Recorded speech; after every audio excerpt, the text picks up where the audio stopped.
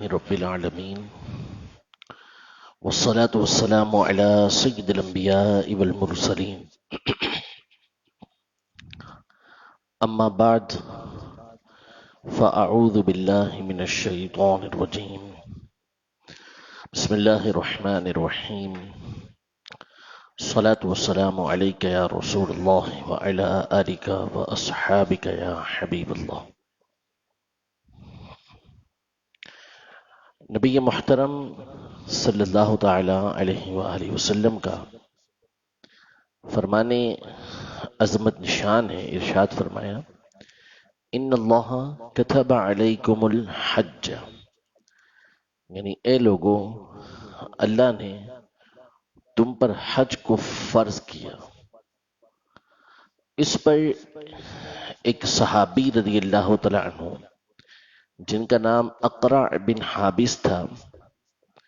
انہوں نے عرض کی کہ وفی کل عامت وفی کل عام یا رسول اللہ، کیا یہ حج ہر سال فرض ہے؟ یعنی جو بھی استطاعت رکھتا ہے، قدرت رکھتا ہے، کیا وہ ہر سال حج کرے گا یا ایک ہی سال کے لیے کفایت کرے گا؟ نبی پاک صلی اللہ علیہ وسلم نے خاموشی اختیار فرمائی، انہیں جواب نہیں دیا. پھر دوسری مرتبہ انہوں نے سوال کیا کہ کیا حج ہر سال فرض ہے؟ آپ علیہ الصلوۃ والسلام نے خاموشی اختیار فرمائی. تیسری مرتبہ جب انہوں نے پوچھا کہ ہر سال حج فرض ہے، تو ارشاد فرمایا کہ اگر میں کہہ دیتا تو لوجبت، یہ حج ہر سال فرض ہو جاتا. یعنی جو بھی استطاعت رکھتا، جو بھی طاقت رکھتا، جو مال رکھتا، وہاں پہنچ سکتا، ہر ایک پر لازم ہو جاتا کہ ہر سال وہ پہنچے. تو میں جب اگر میں اس کو کہہ دیتا کہ یہ واجب ہو جاتا، ہر سال کے لیے واجب ہو جاتا، لیکن پھر تم کر نہ سکتے، ہر سال اس کی ادائیگی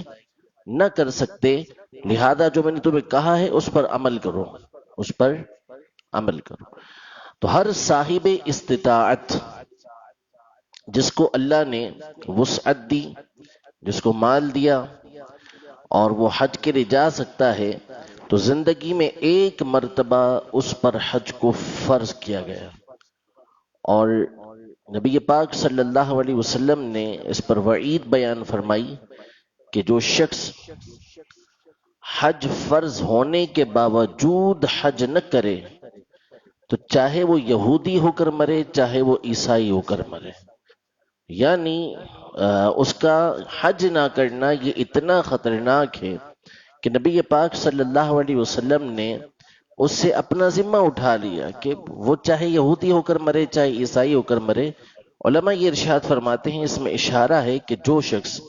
حج فرض ہونے کے باوجود حج نہ کرے، خطرہ ہے، اندیشہ ہے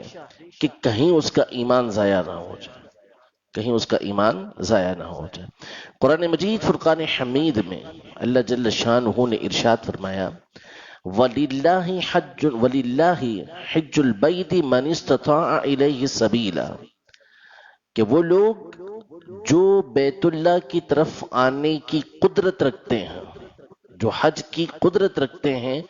ان پر اللہ کے لیے حج کرنا لازم ہے. یعنی جو شخص بھی قدرت رکھتے ہیں ان پر لازم ہے کہ وہ بیت اللہ کا حج کریں، زندگی میں کم از کم ایک مرتبہ لازمی طور پہ حج کریں. اور فرمایا وَمَن كَفَرَ فَإِنَّ اللَّهَ غَنِيٌّ عَنِ الْعَالَمِينَ، جو ناشکرا ہے کہ اللہ نے اس کو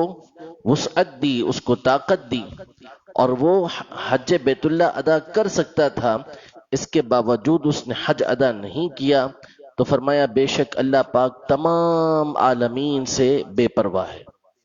اس کو کسی کی کوئی حاجت نہیں ہے، کسی کی کوئی پرواہ نہیں ہے. کوئی حج کے لیے آتا ہے تو وہ اپنے لیے آتا ہے، اگر کوئی شخص حج کے لیے نہیں آتا تو اپنا نقصان کرتا ہے، اللہ پاک اس سے بے پرواہ ہے. یہ ہے حج کی فرضیت کی بات. جب سیدنا ابراہیم علی نبینا و علیہ الصلوۃ والسلام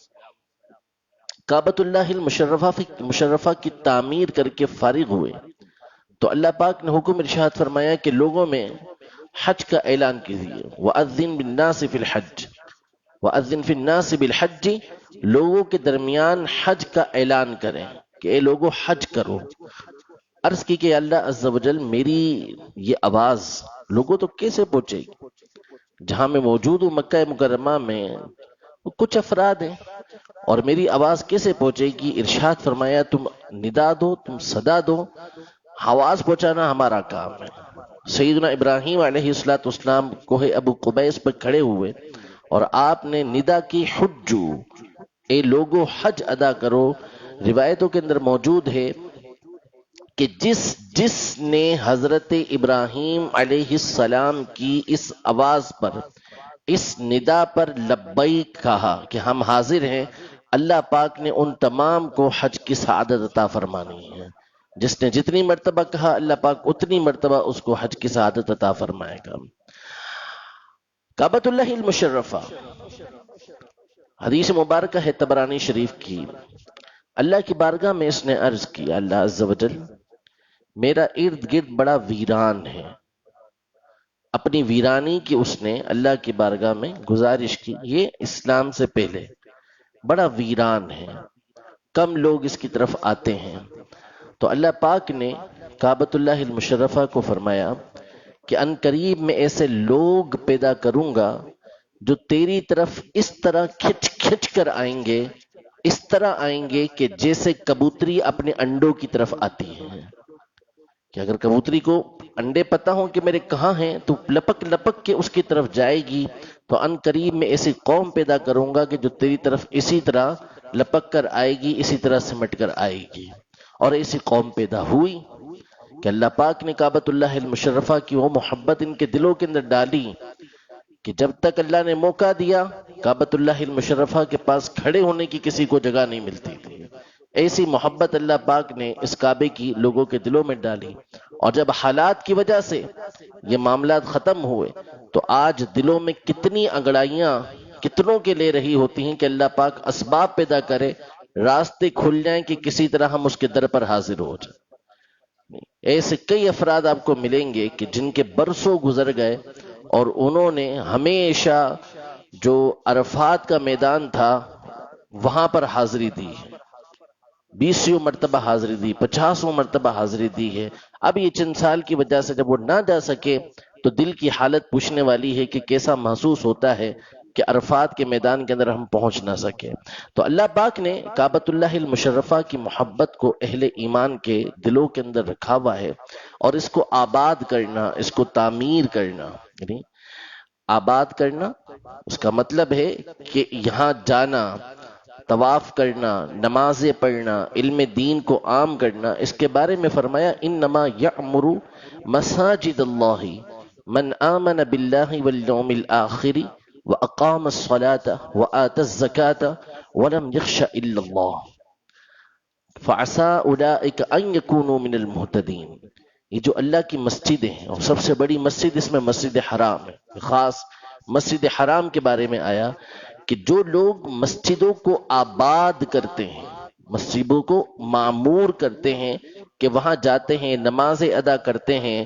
پڑھتے ہیں، تلاوت کرتے ہیں، فرمایا یہ وہ لوگ ہوتے ہیں کہ جو اللہ اور آخرت پر کامل ایمان لے کر آتے ہیں، جن کا اللہ پر ایمان ہوتا ہے، آخرت کے دن پر ایمان ہوتا ہے، نماز قائم کرتے ہیں، زکوٰۃ دیتے ہیں، اللہ کے سوا کسی سے نہیں ڈرتے، تو ایسے افراد ہی اللہ کی مسجدوں کو بالخصوص مسجد حرام کو آباد کرتے ہیں۔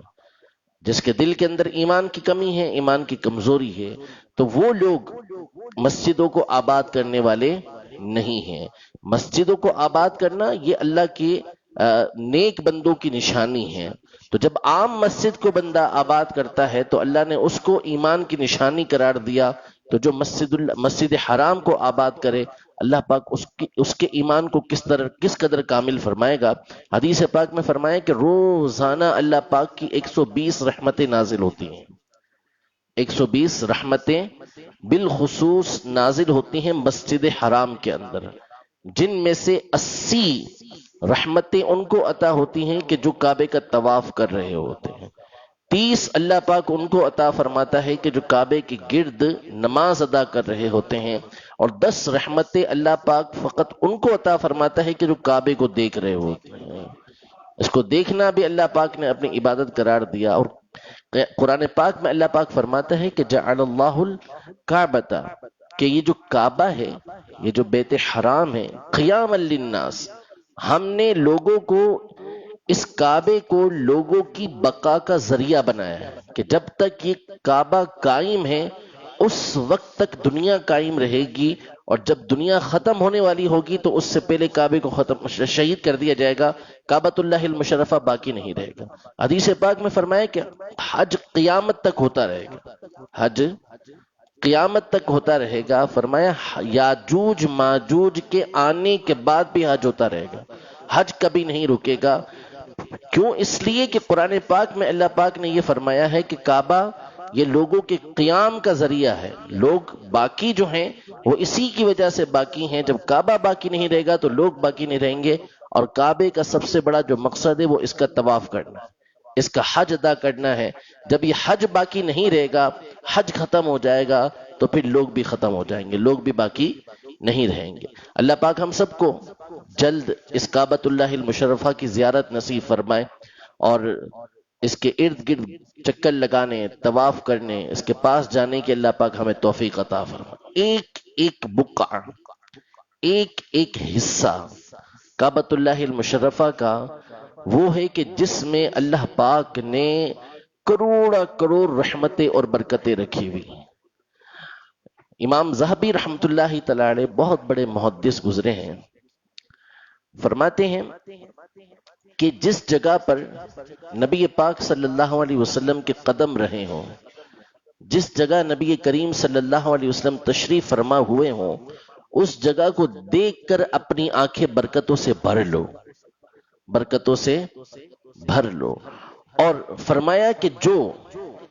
استطاعت رکھتا ہے کہ حجر اسود کو چوم سکے تو اسے چاہیے کہ وہ اسے چومے، اور جو چوم نہیں سکتا اسے چاہیے کہ اس کے ہونٹ چوم لے کہ جس نے اس حجر اسود کو چوما ہوا ہے۔ کیوں؟ اعلی حضرت امام اہل سنت رحمت اللہ تعالی فرماتے ہیں کہ پہلے تو بخاری شریف کی حدیث مبارکہ ہے کہ حضرت عمر رضی اللہ تعالی عنہ طواف کرتے ہوئے حجر اسود کے پاس آئے۔ طریقہ کار یہ ہے کہ جب طواف شروع کیا جائے تو حجر اسود کا استلام کیا جائے، اور استلام کا سب سے افضل طریقہ یہ ہے کہ بندہ اپنے ہونٹ حجر اسود کو لگا دے، حجر اسود کو چوم لے۔ حضرت عمر رضی اللہ تعالی عنہ اس حجر اسود کے پاس آئے اور کہا کہ مجھے معلوم ہے تو ایک پتھر ہے، تو ایک پتھر ہے، نہ نفع دیتا ہے نہ نقصان دیتا ہے، لا تضر ولا تنفع، نہ تیرے اندر کوئی نقصان ہے نہ نفع ہے۔ اگر میں نے نبی پاک صلی اللہ علیہ وسلم کو تجھے چومتے ہوئے نہ دیکھا ہوتا تو میں تجھے چومتا ہی نہیں، میں تجھے چوم اس لیے رہا ہوں، اس لیے تجھے بوسہ دے رہا ہوں کہ میں نے نبی پاک صلی اللہ علیہ وسلم کو تجھے چومتے ہوئے دیکھا ہے۔ تو حضرت علی رضی اللہ تعالیٰ عنہ وہاں تشریف فرماتے ہیں، ایک اور حدیث کی کتاب کے اندر یہ موجود ہے۔ تو آپ نے حضرت عمر رضی اللہ تعالیٰ عنہ سے کہا کہ اے امیر المومنین، یہ پتھر نفع بھی دیتا ہے اور نقصان بھی دیتا ہے، پتھر نفع بھی دیتا ہے نقصان بھی دیتا ہے۔ حضرت عمر نے پوچھا کیسے؟ کہا کہ میں نے نبی پاک صلی اللہ علیہ وسلم کو فرماتے ہوئے سنا ہے کہ جو اس حجر اسود کا استلام کرتا ہے، یہ حجر اسود قیامت کے دن اللہ پاک کی بارگاہ میں اس کے لیے گواہی دے گا، یعنی یہ ایمان والا ہے، اس کے ایمان کی گواہی دے گا، تو فائدہ ہی تو ہے یہ، اور جس کے لیے گواہی نہیں ہوگی اس کے لیے نقصان ہے۔ یہ مولا کائنات مولا مشکل کشا رضی اللہ تعالی عنہ نے ارشاد فرمایا۔ اعلی حضرت فرماتے ہیں کہ بندہ جب طواف کی ابتدا کرے تو طریقہ کار یہ ہے کہ اپنے ہاتھ اس نے حجر اسود کی دونوں طرف رکھنے ہیں اور اپنا منہ اس نے حجر اسود کو لگا دینا ہے۔ فرمایا یہ سنت ہے، یہ طریقہ کار ہے۔ لیکن اگر کوئی شخص حجر اسود کو بوسہ نہیں دے سکتا، جیسے ہمارے زمانے کے اندر ہے، بہت مشکل مرحلہ ہے کہ کوئی حجر اسود کو چوم سکے، تو پھر اس کا طریقہ کار یہ ہوتا ہے کہ وہ دور سے حجر اسود کی طرف یوں اشارہ کر دے، جیسے آپ نے دیکھا ہوگا اور جو گئے ہیں انہوں نے کیا بھی ہوگا کہ دور سے ہی حجر اسود کی طرف اس طرح استلام کیا جا رہا ہوتا ہے، بسم اللہ اللہ اکبر یا بسم اللہ والحمد للہ واللہ اکبر وصلی اللہ علی محمد، مختلف تسبیحات پڑھی جا رہی ہوتی ہیں۔ تو بڑی خوبصورت بات ارشاد فرمائی کہ یہ تصور کرو کہ تم اس جگہ کو دیکھ رہے ہو کہ جہاں پر یقینی طور پر مصطفیٰ کریم صلی اللہ علیہ وسلم کے مبارک ہونٹ لگے ہوئے ہیں، تو کیا یہ کم ہے کہ اللہ نے تمہیں یہ سعادت دے دی کہ تم اس جگہ کو چوم نہیں پا رہے، لیکن اس جگہ کو دیکھ تو رہے ہو کہ جہاں نبی کریم صلی اللہ علیہ وسلم کے مبارک ہونٹ لگے ہیں۔ ملتزم جو کعبۃ اللہ المشرفہ اور کے دروازے اور حجر اسود کے درمیان کی جگہ ہے، ملتزم اس کا مطلب ہوتا ہے وہ جگہ جہاں چمٹ جائے بندہ، التزام کرنا، لزوم، چمٹ جانا کسی چیز سے، اس جگہ کو ملتزم کہا جاتا ہے۔ نبی پاک صلی اللہ علیہ وسلم ارشاد فرماتے ہیں کہ میں جب بھی دیکھتا ہوں، یہ دیکھتا ہوں کہ جبریل امین یہاں پہ کھڑے ہیں، اپنے بازو پھیلائے ہوئے ہیں اور اللہ کی بارگاہ میں دعا کر رہے ہیں، یا واجدو یا ماجدو لا تزل عنی نعمتا انعمتها علی، اے واجد و ماجد رب،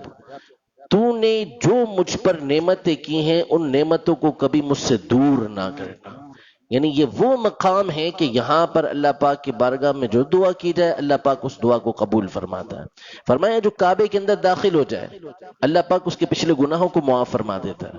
اب کون داخل ہو کعبے کے اندر؟ اللہ کی رحمتیں دیکھیں کہ حتیم کا حصہ کہ جو کعبۃ اللہ المشرفہ کے باہر موجود ہے،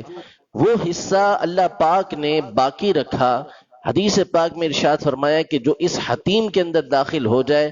اس کو کعبے میں داخل ہونے کا ثواب ملتا ہے، گویا کہ وہ کعبے کے اندر داخل ہوا، یعنی اس مقام پر داخل ہونے والے کے بھی گناہ اللہ پاک معاف فرما دیتا ہے۔ لیکن محبت اللہ نے کیسی پیدا کی کعبے کی